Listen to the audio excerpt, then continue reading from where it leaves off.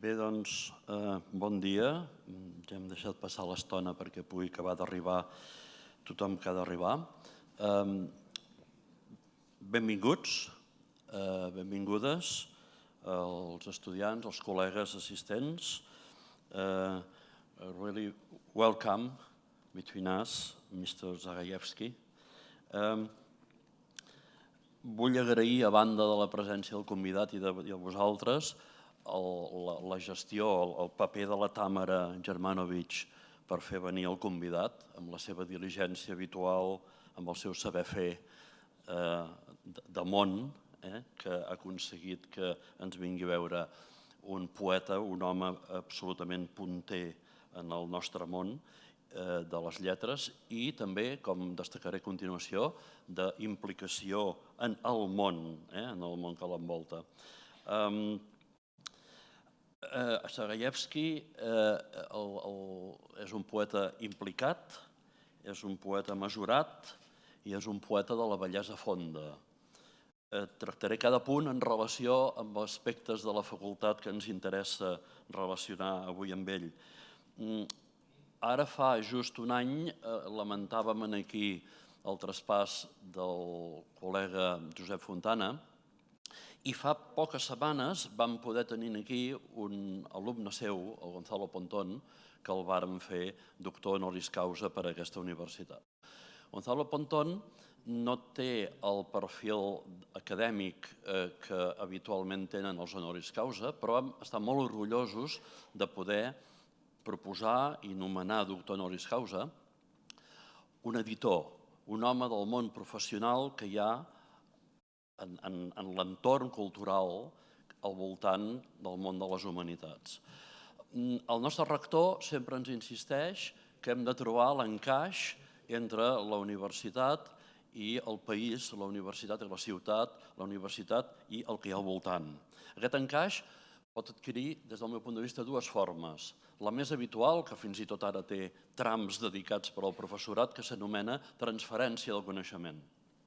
La universitat pensa i la universitat trasllada a la societat aquest encàrrec que li ha fet, el resultat d'aquest encàrrec que la societat li ha fet de pensar. Però hi ha una altra mirada més profunda, crec que ens interessa més, que és que la universitat, els universitaris, professorat i estudiants, hem de ser entorn. I és en aquest sentit que ens va agradar molt tenir un editor doctor honoris causa. No ens podem acontentar a dir vivim fora de l'entorn i transferim el que produïm, sinó que nosaltres som entorn i contribuïm a crear aquest entorn i estem incardinats en la cultura de la ciutat i del país.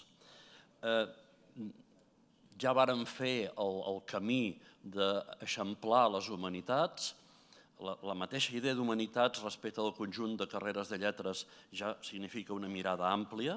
Després hem estat globals, hem creat un grau en estudis globals que amplia encara més la nostra mirada. I el pas ulterior que hem de saber fer és el pas de l'arrelament en l'entorn, de no viure en la nostra torre de vori. Us posaré un exemple que en aquest moment ens està il·lusionant molt i que entre els col·legues estem començant a parlar, de com hi ha una nova iniciativa en el món que ens envolta, que és la de relacionar d'una manera mesurada també, com és el nostre poeta, de relacionar les humanitats amb el món de la salut. Hi ha una sèrie d'afeccions, tots quan estem malalts, en un moment o altre de la vida estem malalts, ens trobem que amb activitats, no cal que ens ho expliquin a nosaltres, amb activitats relacionades amb l'esperit, amb activitats relacionades amb la cultura, amb les humanitats, millorem el nostre benestar. Algú dirà que a més curen, o que no. Això és un terreny en què no hi hem d'entrar ara aquí, seria un terreny de discussió entre especialistes mèdics. Però el que és segur és que et sents millor amb la teva vida, et sents millor amb la teva salut. I hi ha tot un camp per iniciar i per córrer que hauria d'acabar convertint els museus, les biblioteques, els centres culturals i els graduats en humanitats en agents de salut. I tots aquests llocs que normalment veiem únicament com a centres de caràcter cultural, els hem d'acabar veient també com a centres de salut. És una idea, un exemple que podem donar de com podem mirar d'incardinar d'una manera decisiva la tasca que fem amb la societat que ens envolta. I d'això n'és exemple el poeta Zagajewski, poeta i professor i assagista i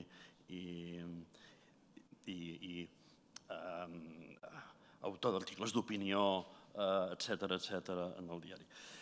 Zagajewski és un poeta mesurat i ara faré un camí una mica més cap a la disciplina, una de les disciplines que ensenyem a la facultat i que jo mateix toco. Ell ens planteja en la xerrada d'avui la relació entre llei i poesia. I és una relació que segurament perquè devem viure, estem vivint encara en el romanticisme. Crec que la mirada que tenim sobre la poesia és romàntica. Concebem que l'ús poètic, això fins i tot Jacobson va anar per aquí, l'ús poètic consisteix en el trencament de les normes, breaking the rules. I concebem que el llenguatge és una mena d'artefacte estàndard en el qual la literatura, l'art, també la vida seria una cosa estàndard, la cultura en la qual els artistes, no només els literats, trenquen les normes. Hi ha una mirada més global, més àmplia, que ens obliga, i ho puc afirmar com a lingüista i analista del discurs, ens obliga a buscar una teoria lingüística i una teoria de la comunicació que expliqui el conjunt de les formes comunicatives, incloent-hi la literària, incloent-hi l'artística. De manera que els usos literaris no han de ser una excepció a la norma, sinó que han de formar part d'allò que la cognició humana desenvolupa per poder viure i moure'ns en la vida quotidiana i en el món de la cultura. Ni tan sols el malentès no ha de ser una excepció. Hem de tenir una teoria lingüística que incorpori el malentès com una part de la teoria. I per això, allà, al costat del malentès, el trasllat, la metàfora, la metonímia, els aparents trencaments, que en realitat segueixen regles molt profundes de la cognició humana. Ja em va fer pensar el títol en una explicació, una anècdota sovint explica el poeta Comadira, important a la literatura catalana, però més en aquesta casa, pel fet de ser el marit d'una professora d'aquesta casa, explica que quan era jove era alumne de Gabriel Ferrater i a la normal de Sant Cugat, quan l'Autònoma tenia l'escola de mestres, l'escola magisteri a Sant Cugat, al costat del monestir, ell va anar a veure, un jovenet de 18 anys, va anar a veure Ferrater, li va explicar que escrivia poemes i li va demanar un consell. I Ferrater, l'home de la poesia lliure, l'home de la poesia contemporània a Catalunya, li va dir: torni d'aquí un any i porti'm una col·lecció de sonets. És a dir, sotmetis a la regla, sotmetis a la mètrica, sotmetis a la llei. I després parlem del que podrà fer. M'ha fet pensar el títol i el resum de la conferència de Zagajewski. Per acabar ja, Zagajewski, per mi, i ara parlaré, és una cosa molt subjectiva, és el poeta de la bellesa fonda, de la profunditat en cada mot. Aquest poema seu intenta cantar el món mutilat, que alguns de vosaltres ja deveu haver llegit, que l'hem difós aquests dies, en què ell va, el dia després, 2 dies després de l'atemptat a les Torres Bessones de Nova York, va publicar un poema que no esmenta les Torres Bessones, però que parla del dolor, de la profunditat i de l'esperança i de la força de la vida, amb contenció, amb la mesura que el caracteritza, amb un poema profund i vell. I aquest conjunt, això és per a mi el poeta Zagajewski, implicat, mesurat, profund i vell, que és també com volem ser nosaltres en aquesta facultat. Per tant, us demano, sisplau, un gran aplaudiment per ell.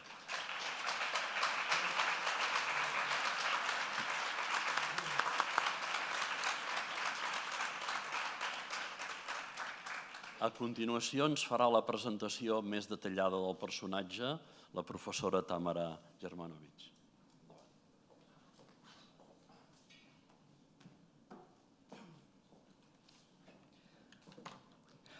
Moltes gràcies, degà Josep Maria Castellà. Moltes gràcies, Adam Zagajewski. Thank you very much to be here with us. Col·legues, estudiants, públic que ha vingut, benvinguts i moltes gràcies per ser aquí amb nosaltres. Faré una breu presentació llegint alguns fragments dels poemes de Zagajewski i a continuació ell començarà la seva lliçó que es titula On Poetry, Freedom, Law and Beauty. També vull aprofitar al començament els traductors de l'obra en prosa de Zagajewski, els traductors de la llengua polonesa al castellà i al català, Jerzy Slawomirski i Anna Rubió, que han vingut a escoltar la conferència i a Jerzy ja li hem atrapat per fer-li traducció també dels nostres discursos. Moltes gràcies per la feina feta. Les traduccions, jo conec l'obra d'Adam Zagajewski gràcies a les traduccions al castellà i al català i he de dir que són extraordinàries. I l'obra de poesia traduïda per Xavier Ferrer, que també és un poeta. Adam Zagajewski, Premio de Letras Princesa de Asturias 2017, Premio Europeo de Poesía 2010, además de candidato una y otra vez al Premio Nobel de la Literatura, está con nosotros hoy para pronunciar la novena Lliçó d'Humanitats Miquel Batllori titulada On Poetry, Freedom, Law and Beauty. Una meditación proveniente de un poeta sobre la necesidad de respetar la ley, que los poetas generalmente ignoran como algo contrario al reino de la inspiración y al capricho, dice Zagajewski, tratando de comprender el lugar y el significado de la belleza en este contexto. Zagajewski se volvió universalmente conocido cuando la revista The New Yorker, una semana después de la caída de las Torres Gemelas en Nueva York, publicó un poema que Adam Zagajewski escribió la noche después del atentado. Leeré un pequeño fragmento. Intenta celebrar el mundo mutilado. Recuerda los largos días de junio y las fresas silvestres, las gotas de vino rosé. Mirabas los yates y los barcos lujosos. Uno de ellos tenía un largo viaje por hacer. A otros solo les aguardaba un vacío salado. Has visto a refugiados con rumbo a ninguna parte. Has oído a verdugos que cantaban con gozo. Deberías celebrar el mundo mutilado. Recuerda los momentos cuando estabais juntos en una habitación blanca, se movió la cortina. Que tu pensamiento vuelva al concierto cuando estalló la música. Durante el otoño cogías bellotas en el parque, mientras las hojas se arremolinaban en las cicatrices de la tierra.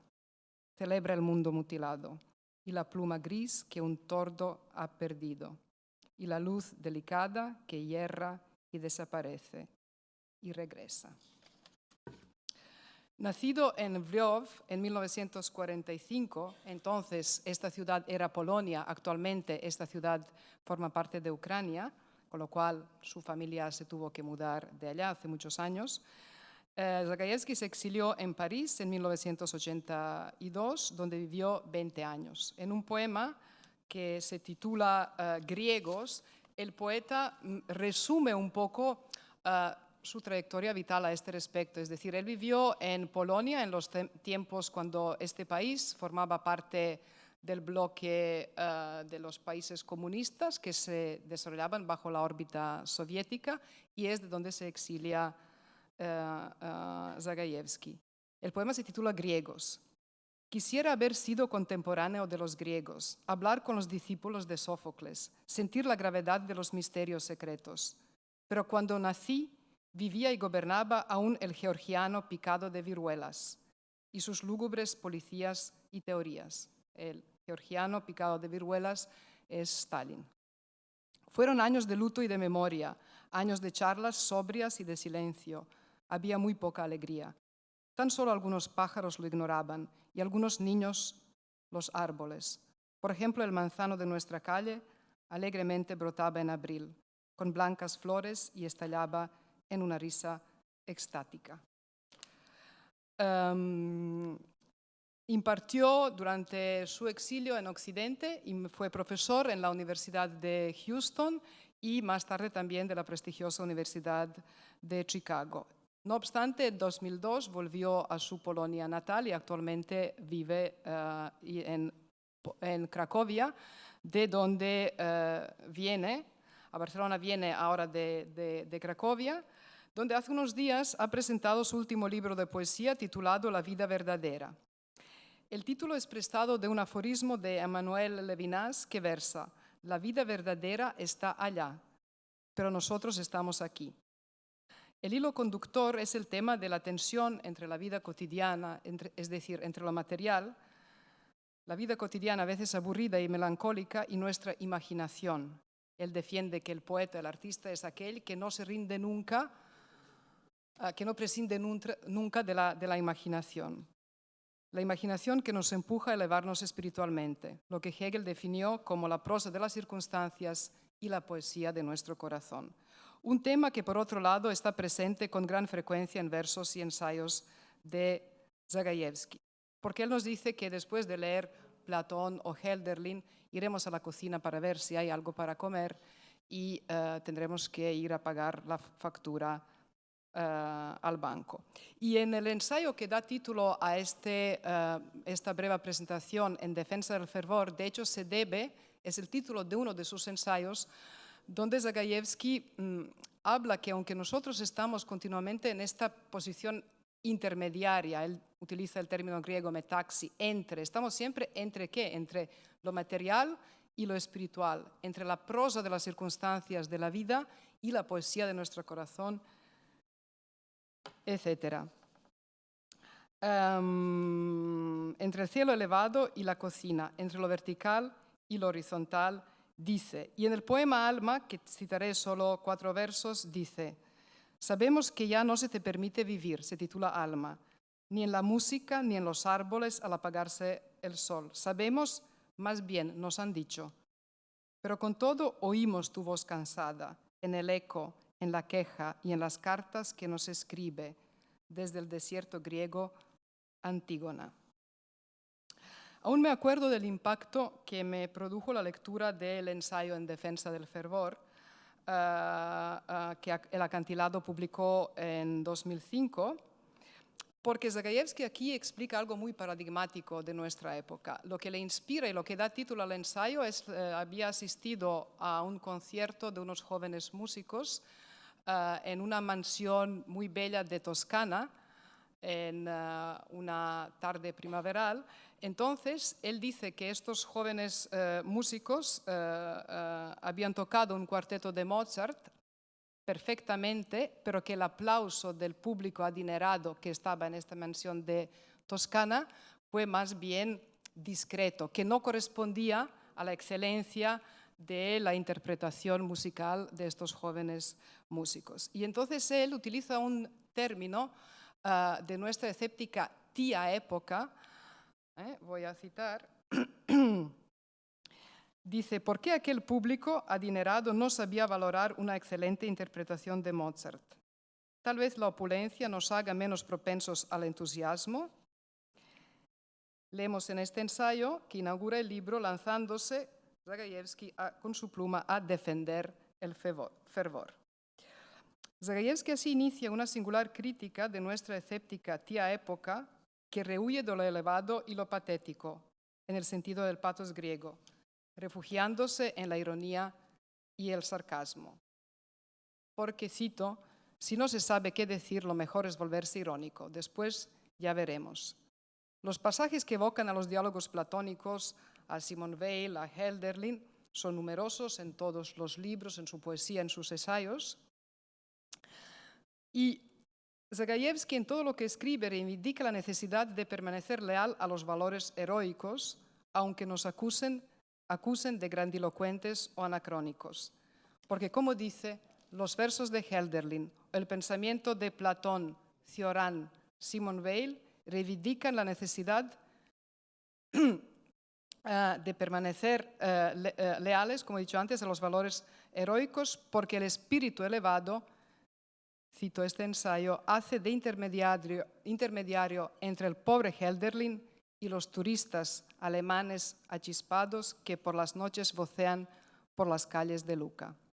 Acantilado ha publicado, ya para ir acabando, sus libros de poesía, Tierra de Fuego, Deseo, Antenas, Mano Invisible, Asimetría, los ensayos, Dos ciudades, En defensa del fervor, Solidaridad y soledad, Relera Rilke y su peculiar autobiografía, Una leve exageración, que acaba de salir, que después de la conferencia, pues el Abacus ha puesto su punto de venta. Si quieren pueden adquirir alguno de estos libros y el escritor les puede firmar.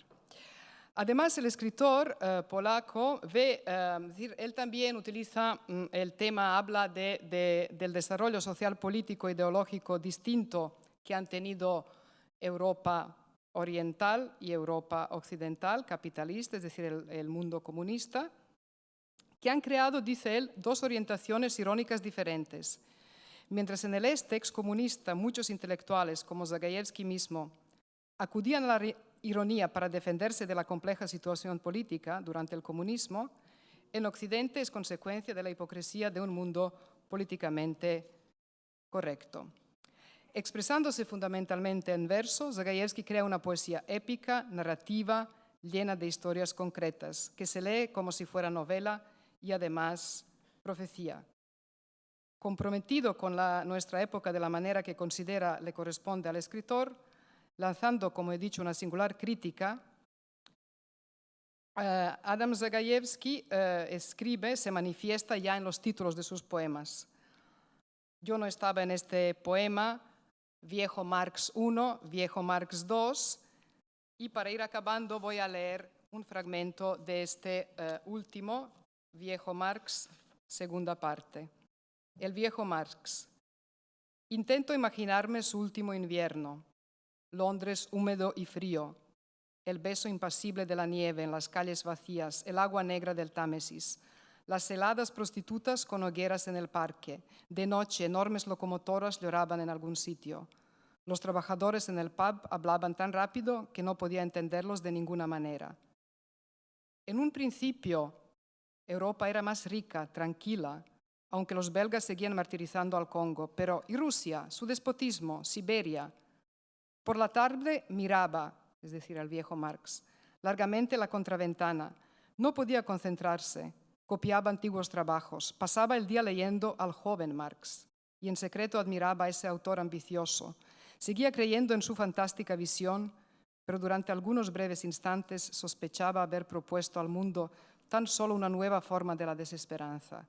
Entonces cerraba los ojos y solo veía la oscuridad escarlata de sus propios párpados. Hay en sus textos, tanto en versos como en prosa, una melancolía poética, una angustia llena de fuerza, semejante a la que brota del lenguaje cinematográfico de su compatriota Krzysztof Kieślowski. Pero se trata de una melancolía poética llena de fuerza, que traza itinerarios exteriores e interiores por el este y el oeste europeo, dejando la sensación de un optimismo singular. Al abandonar la lectura de cualquiera de sus textos, tenemos una sensación de un optimismo singular, de aquel que nace precisamente de la imperfección de las cosas y de la vida. Como momentos de luz, retenidos en la memoria, que también nosotros volvemos a encontrar leyendo estos versos. porque, cito, un poema es capaz de retener el eco. Porque si por un lado habla de la deconstrucción del mundo actual, por otro lado reconstruye con la fuerza espiritual de lo que escribe y donde, como él mismo indica, no son incompatibles el humor y una aventura mística, porque, en sus palabras, ser valiente es lo único que cuenta a fin de cuentas. Muchas gracias. Le doy la palabra ahora a Adam Zagajewski.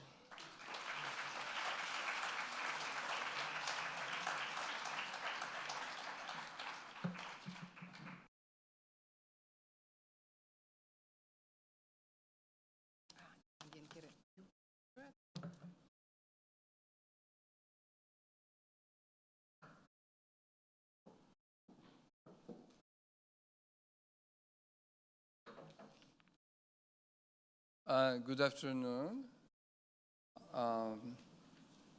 Dear professors, dear dean, dear students, and dear friends, it's an honor to be here and to hold this lecture, which inaugurates your academic year. I hope I won't be boring. The worst thing is to be boring, so I will try not to be boring. Coming to Barcelona is always for me a great pleasure. It's one of the cities in Europe that are most meaningful for me. It all started with Acantilado, with Jaume Valcorba, the great publisher, and now Sandra Olio, who is continuing his work. So now let me say this. Let me explain why this problem of the law in my talk. It's a kind of new interest for me. I live in Poland. And in the recent years, we have a government that is breaking the law. So it's a very strange situation because usually it's citizens who are supposed to break the law, but we have a government that's doing this. And it brought me to reflections. What is actually the law in our life? Because if you're a poet, if you love music and poetry and painting, you don't spend much time on thinking about the law. It seems to be from another planet. Here is art, here is beauty, and there somewhere there's the law, something severe and unpleasant. But it can happen that suddenly you think the law is a necessary part of our life. So I wrote this essay, which I am supposed to read for you. I will read and explain. I won't be reading in a straight way. I want to be more improvising upon this essay. So poets usually don't like the law. There are many poets who are instinctively anarchists. They think, what is law? Law is not for me. But as I say, and you know, interesting, there are very many writers who study law. Probably, I don't know so much about Spanish or Catalan writers, but I guess many of them studied law. Not out of the love for law, but simply cynical. Young people may think, oh, law is the easiest thing to study, you know. You don't need to go to the to study medicine, which is very difficult. Law is easier, and after I'm done with the university, I can do whatever I wish to. So there's this very strange relationship between many, like in Poland, Czesław Miłosz, a great poet, a Nobel Prize winner, and a really wonderful poet. He studied law. But I think with the moment he left the university, he never spent a moment, a minute on thinking of the law. So law is only a kind of circumstance for many poets. But if you think about it, in poetry there are different laws. You cannot write a poem in a totally chaotic way. There are rules, and the dean explained to us the situation of a young poet who was told to write sonnets, right? So I've never written sonnets, which I'm ashamed of. But I understand the need to write formal poetry, and this even if you don't write regular poems, if you don't rhyme, you don't count syllables in your poem, you still have some structures to count with. You cannot. Poetry is not about saying, I'm sad or I'm happy. You have to find a way to make it convincing, to give examples, to create a structure. So there are some laws within poetry, and there's a kind of opposition within poetry between the spontaneity of feelings and the form. And this tension between the two is life-giving to poetry. You cannot have either or.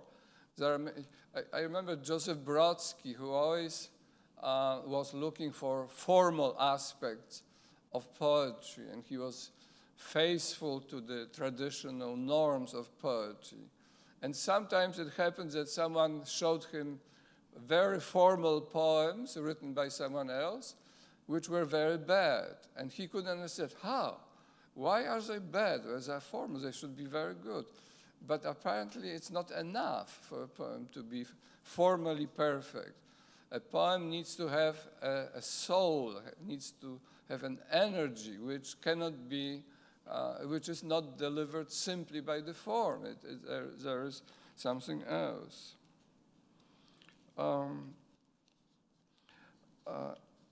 I come from a generation which, as you know, as you were told, I was born many centuries ago, so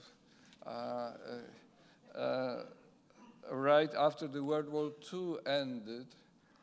And when I was a young poet, a young writer, I decided together with some of my friends to spend some part or the large part of our writing on political problems. This was the time of communism, which maybe for your parents who lived under Franco, communism seemed to an attractive alternative. Not for us. For us, communism was a nightmare, was a dictatorship. So we tried to write in a way that would give a chance to freedom of thinking, freedom of imagination. And this generation was later called the New Wave by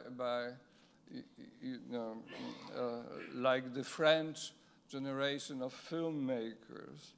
And so the essence of this New Wave was a kind of polemic against the political system. But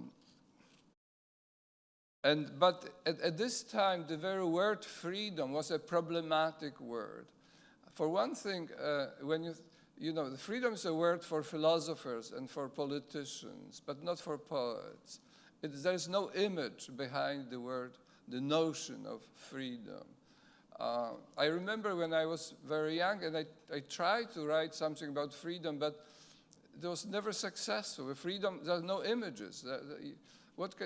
It's not concrete, and poetry needs to be concrete. Poetry must appeal to images that are palpable, that are sensual. and not.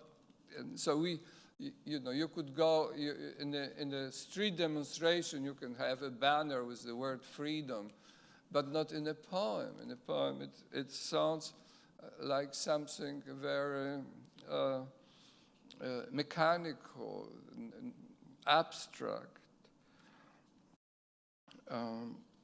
So the presence of law in poetry is also the law of the concreteness. Well, I say here that you can have poets who are like Ezra Pound or some Russian poets who are glorifying the dictator, Joseph Stalin. And so, again, this is not, they were breaking a different law. They were breaking a law of humanity because praising the dictator is contrary to human world. Now I have here a few short quotes from a poems by Polish poet Zbigniew Herbert, who's not yet well known, but I think that he's getting more known in Spain and in Catalonia than before. He has a once famous poem, the Elegy of Fortinbras. If you remember Shakespeare's Hamlet, there is the figure of Fortinbras, who is the Danish prince. No, it's the Norwegian prince. And he appears at the end of the play when everyone is already dead on the stage, right? It's a very sad moment when it seems that it's over. But no, there's still Fortinbras who says, oh, now I'll put some order into the things. That now you will stop your chaotic life. And so Herbert wrote a beautiful poem, a very perverse poem where he speaks from the position of Fortinbras, sort of against Hamlet. And Fortinbras in his poem says, I quote, "Adieu, Prince, I have tasks, a sewer project, and a decree on prostitutes and beggars. I must also elaborate a better system of prisons, since, as you justly said, Denmark is a prison." And Hamlet, in the end of quote, and Hamlet in the same poem is presented as a kind of hysteric guy, unproductive.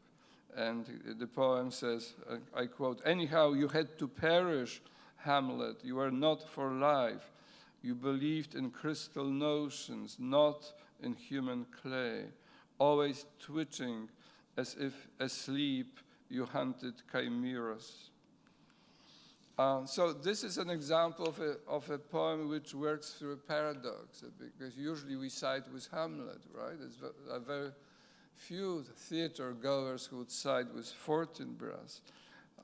But a poet can reverse the situation, can side with Fortinbras just to make it more clear where he stands, but through irony, through the opposition.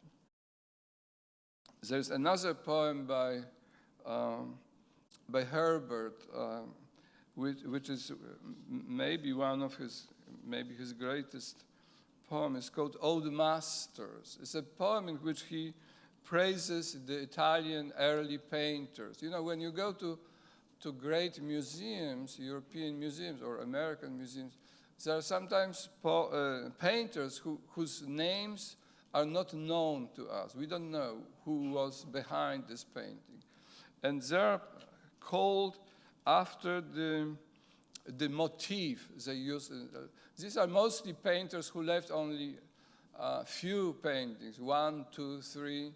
And so they're called, like in the poem, the painter of the rain of manna, the painter of embroidered trees, the painter of the visitation, the painter of the sacred blood.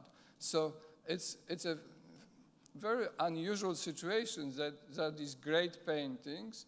They are early, they some partly naive, as we think, but not really. But we don't know who these people were. We don't know their names.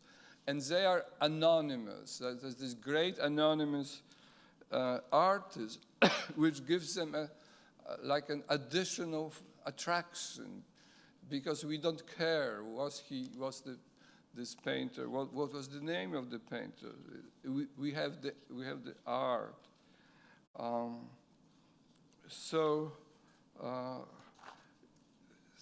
And this poem is like a prayer to these old painters, to these painters who had no names. So for one thing, this is a prayer against vanity. You know, artists are very vain. Well, of course, not the speaker today, but mostly artists and poets have a problem with vanity. It seems that if you produce art, it's very hard not to believe in yourself. And once you believe in yourself, you believe too much in yourself. And then it can lead you to vanity, to think you are the best, or the other artists, the other poets are just nothing, And certainly Herbert, as every poet, knew this temptation of vanity. So by praising anonymous painters, he was acting against his own sin, or the contemporary sin of vanity. There was a famous woman thinker in the 20th century, Simone Weil, the French philosopher and mystic who died very young.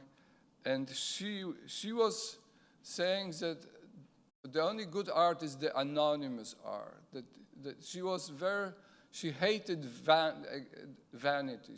For her, the greatest art was the Gregorian chant, and we don't know who composed the Gregorian chant, or some other anonymous. It's very hard to find anonymous art, right? Because on every painting you have a signature, right? The painters love their signatures, so she said that in a way, Herbert's poem was in a way a kind of response to Simone Weil. Yes, we need the we need the modesty in art, the modesty of someone who's working in art. So then in this essay, I try to understand what are other conditions for living in freedom. And I think that to live in freedom, you must live in truth. And truth exists where there is courage. Life in truth is threatened by many dangers. It's very hard to be free, even in private life. Sometimes we have to lie because we are not perfect, and especially in the social life. In some countries in Europe, in my country, there's a notion which you probably, I don't know whether you know this notion in your country. It's called historical politics. The government says, we will not, like in Poland, the Polish government says, whoever says that Poles did something wrong during World War II will be punished, which is absurd, right? It's because people are doing all kinds of things, and not everyone was a hero. The main problem for the Poles was, of course, how they behave because of the Holocaust. Did they help the Jews, who were their neighbors, or not? And the image is very, very complex. Some people did help. Some people denounced Jews. It's a very painful wound for the Polish society, which you need years and years to come to terms with such a problem. For many years, the kind of official line was there were no traitors, everyone was helping the Jews. But there are many historians in Poland who are courageous and who say, no, look, many people didn't help the Jews. Many people denounced them to the Nazis. And there's a kind of meta-political question. What should you do? Should you, being a patriot, should you discuss these things? Or should you lie? Should you say, yes, everyone was a hero? So our present government has this kind of historical politics, which says all Poles were heroes. And I tell you, it's not true. Not all Poles were heroes, and all governments probably have this propensity to present their nation as beautiful and heroic.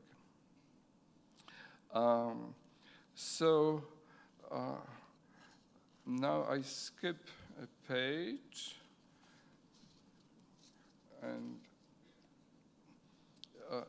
the next thing I want to talk about is about books. There's a section in this essay which goes like this. Those who like to read books, and such people are still among us, maybe not that many, but there are still people who read books, and some people publish books, which is very beautiful. So I imagine myself sitting in my room and looking at the books in my room, and I see two kinds of books to make it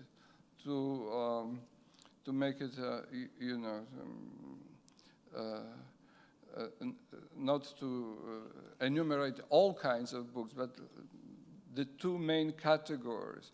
The first categories are the books that have to do with the crimes perpetrated mostly in the 20th century. Books about the extermination of the Jews, books about the Great Famine in the Ukraine, about German concentration camps, about the Gulag archipelago, about the SS, but also about pogroms. There are biographies in my room, the biography of Stalin, of Hitler, biographies of Himmler, or even Heydrich, though I don't have a biography of Heydrich, I must say, actually. So there's a kind of interest, maybe a kind of morbid interest. We read these books about recent history. We read Curzio Malaparte. I don't know, is he well known in your country or not? You know, the Spanish great journalist who was maybe exaggerating a little bit, but still worth reading. We even read, I don't read those, but there are people who read Goebbels' diaries. You know, I prefer Thomas Mann's diaries to Goebbels' diaries, I must say. But still, Goebbels is in many libraries. And there's, I don't know why, or I do know why, we are fascinated by this, by the crime, especially by the mass crime, mass murder. Maybe we are afraid that this could come back. Maybe there is a kind of deeper interest in not just sensationalism, not just that we want to know how it was, but we try to understand human nature. Maybe these books help us in this. The other books like that, you know, there are books by Vasily Grossman, the great Russian writer, with his novel Life and Fate. But there are many books by historians, like recently well-known Timothy Snyder, the American historian, and many other distinguished scholars of history. These are, in a way, necessary readings. We have to know these books. But then a question arises if we can imagine someone who would read only this kind of books from morning to evening, from January to December. And if we ask ourselves, what kind of personality would emerge from such readings, then perhaps we would be seized, maybe not by horror, but by certain unease, because we cannot live exclusively beneath the dark cloud of atrocity. As we know, Shakespeare was the author not only of Macbeth, but also of A Midsummer Night's Dream. And we know that these two brilliant plays delineate, in a sense, the boundaries of our fate. So great writers are passionately interested in both, in the crime, but also in joy, in comedy. But then I look again at the books in my room, and and what do I find? Of course, I see many books of poetry, many collections of poetry, but I don't want to be a propagandist for poetry only. Of course, please read poetry, yes, but it's not my only intention to praise poetry. I look at these books, I see like a book or two on Glenn Gould, on the great pianist, Glenn Gould. Or there's a book by John Eliot Gardiner on Johann Sebastian Bach, Music in the Castle of Heaven. I look at other books. I see a book on Franz Schubert, on Winterreise. I look across the shelves of my library, and I see books belonging to both categories.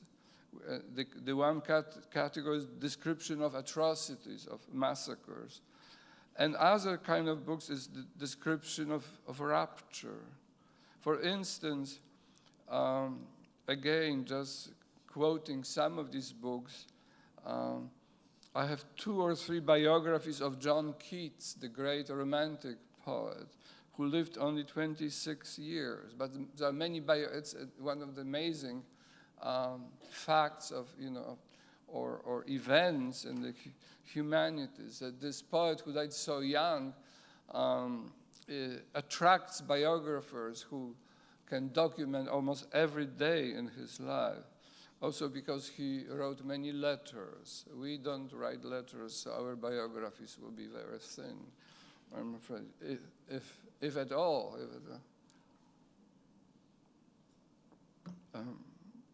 Then I see essays. For example, there's an Italian essayist who died many years ago, Nicola Chiaramonte, who is probably not known here.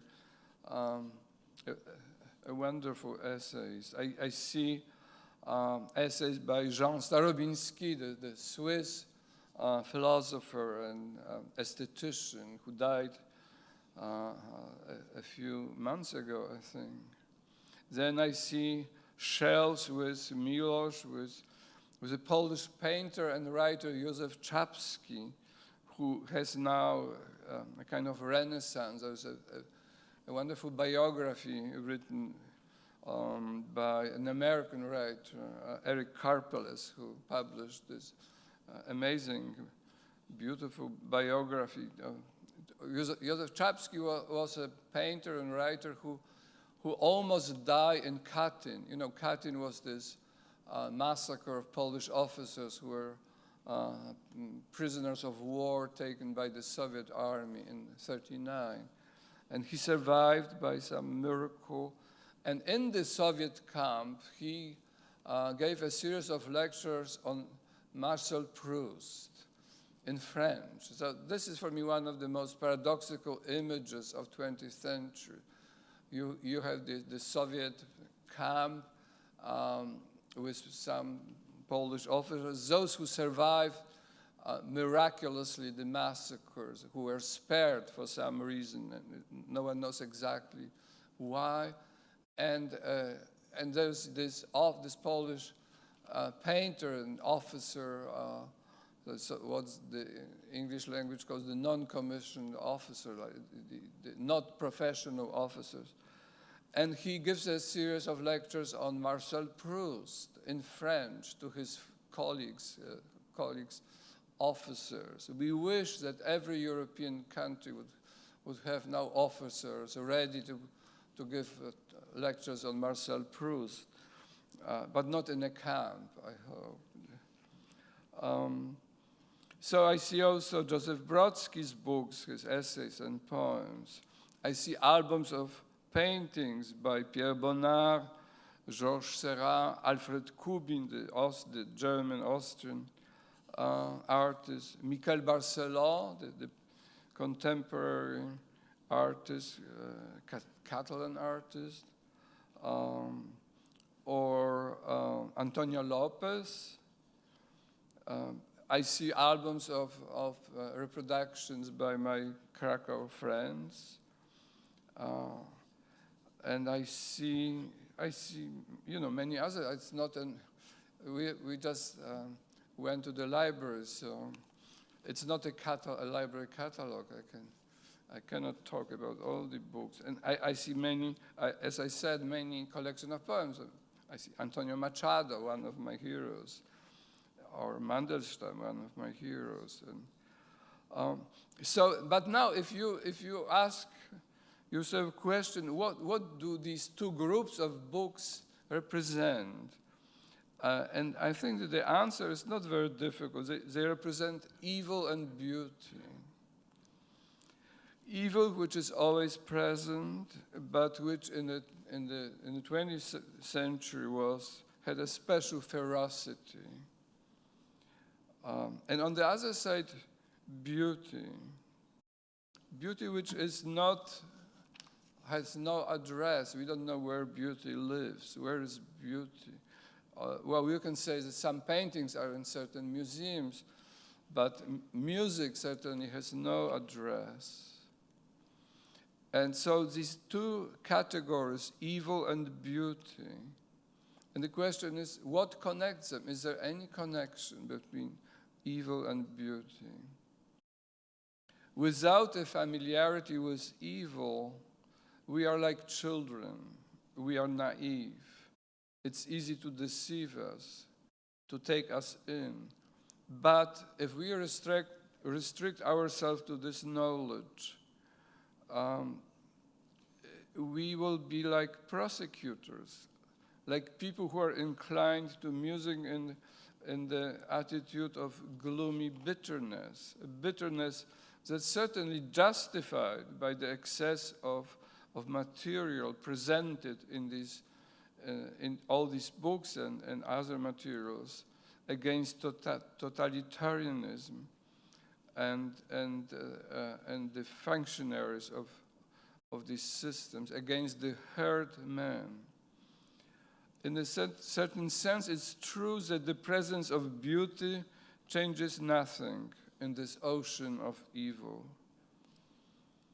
I was once struck by the significance of a particular date, the 27th of January.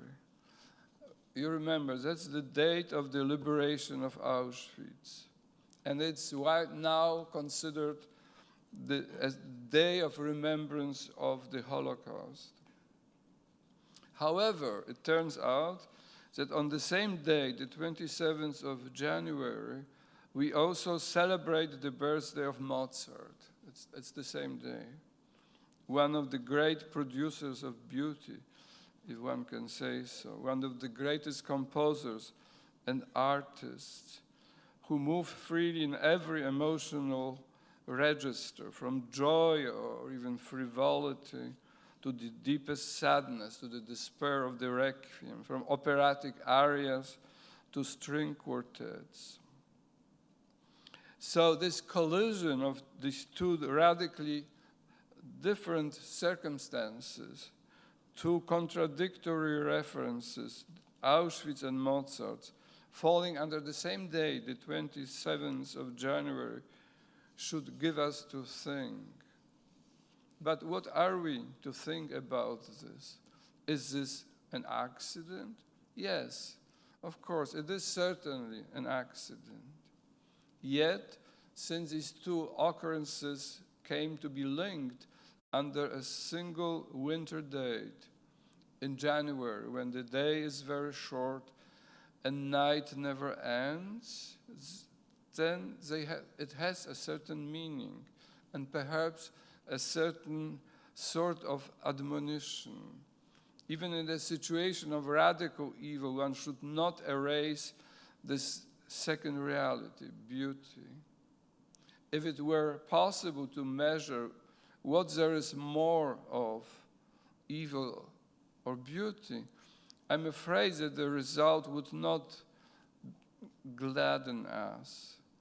There is a kind of asymmetry here. Evil is perverse and democratic. It can make a victim of every man and every woman. It can turn ordinary people into perpetrators and murderers. Whereas there is much to indicate that those people who respond to beauty are far from being in the majority. Recently, I came upon the theory that in the community, in the societies known to us, only about 4% of the population display an interest in more serious literature, more serious music, or plastic art. Only 4%. And evil can, after all, endanger an entire society, 100%. And yet, the existence of this second pole, of this pole of beauty, changes something in the structure of the world. This apparent elitism of beauty should not discourage us, all the more since it might turn out that everyone, after all, and not only these 4%, is in some way sensitive to very different variants of beauty, from folk art and mass culture all the way to the works of the avant-garde. Why am I speaking of this? Perhaps I'm mistaken, but it seems to me that one cannot be free unless one stands between them, between beauty and evil. In other words, if one does not endure in vigilance with regard to these two great powers, so very dissimilar to one another, life and freedom is not possible without a certain elementary knowledge or wisdom, without an elementary sensitivity. And one of the main elements of this sensitivity is, or perhaps should be, a consciousness of dwelling between evil and beauty. Obviously, this asymmetric opposition between beauty and evil, we will find, apart from this opposition, we'll find other oppositions, good and evil, beauty and ugliness. And I don't want to say that good and beauty are equal. Beauty may be ambiguous. A beauty separated from the even most distant association with vigilance with regard to evil leads to an unpleasant rhetorical aestheticism. In this web of tensions, other powers and energies also appear. For instance, compassion, which Schopenhauer extolled before it was erased by a certain unruly student of his, Friedrich Nietzsche. But this is not a lecture on German philosophy. So there was yet another German thinker, Christian Friedrich Hebel, who said that compassion is not so valuable, that he saw it as a cheap feeling. He preferred mutual joy. But I don't agree with Christian Friedrich Hebel. I think compassion is an important part of what we are. We know that compassion was praised in the East by Confucius, by the Buddhists, etc. Compassion cannot improve the human world, but without it, this world would be transformed into hell. And then I have here a paragraph on the smiling. I also think that the world would change into hell if there were no smiles. This might sound frivolous to mention smiles when one is speaking of freedom. But I think smile, such a small thing, is very meaningful. It has nothing in common with comedy. In certain languages, in Polish or French, the word smile does not detach itself from the word laughter. It appears as, so to speak, a variant of laughter. But it's not a variant. It's very different from laughter and very different from comedy. The smile is for humans like the soft sign in the Russian language. It makes people softer. It creates a moment of softness between people. Were I a philosopher, I would write a treatise on the smile, about the way in which it changes the face of a woman or a man, how it brings about the hard lines of the face of someone inattentive, absent, sometimes perhaps full of aversion, or indifferent, exhausted, or depressed, suddenly softens and sends to others a signal which says, I am a human being, I'm not so bad. Perhaps it even says something more, I'm free. But on the other hand, I know that if you work for a corporation, they tell you have to smile. So I saw recently a T-shirt with the slogan, fake your smile. So, there are not only fake news, there are fake smiles too.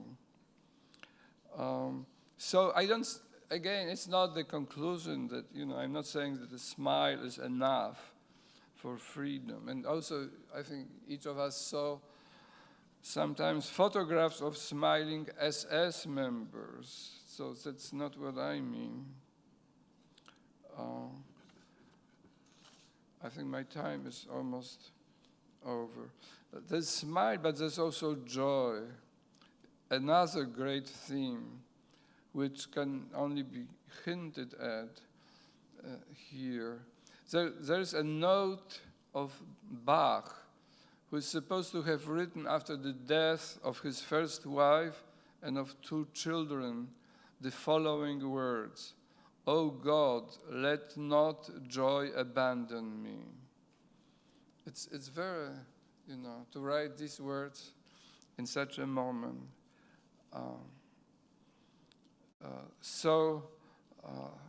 I praise the joy without forgetting all the other things. And yet, I'm finishing. We have to admit that the situation of our world is rather gloomy. We see the return of political movements, which we had thought to find now only in history books. We see the return of statements and viewpoints which recall the atmosphere of the worst decades of the 20th century. Not long ago, I witnessed a public debate in Krakow, during which one of the participants complained that our times, constrained by political correctness, do not offer us the freedom of discourse assured to people in the 1930s. This means that basically it's today still not quite the done thing to openly defend nationalism, fascism, and anti-Semitism. So then I praise the political correctness, and I don't want to return to the 30s. The madness of the 1930s, which Catalonia and the whole of Spain experienced so painfully, again pounds at the doors of our countries. We hear voices arriving to us from the past, attempting to gain access to our homes, aiming to poison the air we breathe. We hear that liberal democracy has ended, that we must give a chance to more muscular methods of rule. Many spoke in a similar way precisely in the 30s, and that did not end well. We are told here and there that the nation is above the law. It is for many above everything. In my country, many Catholic priests seem to worship the nation much more passionately than they do Jesus.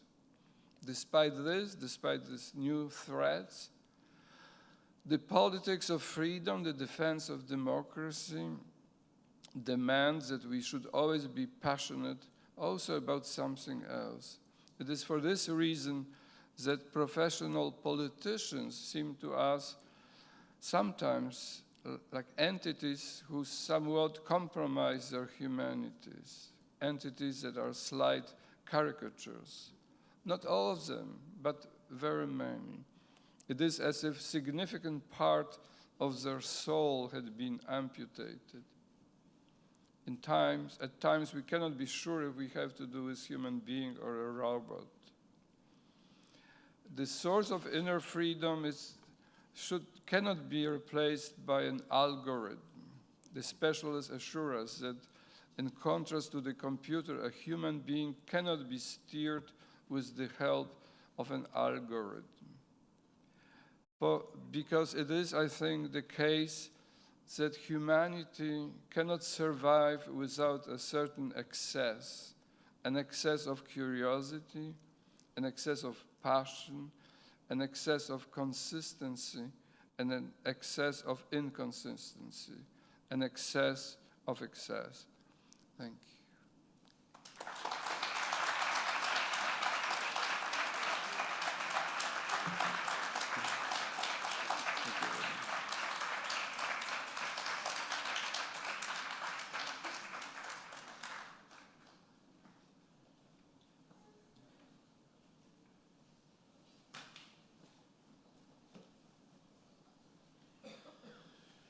Bé, doncs, moltes gràcies a Adam Zagajewski.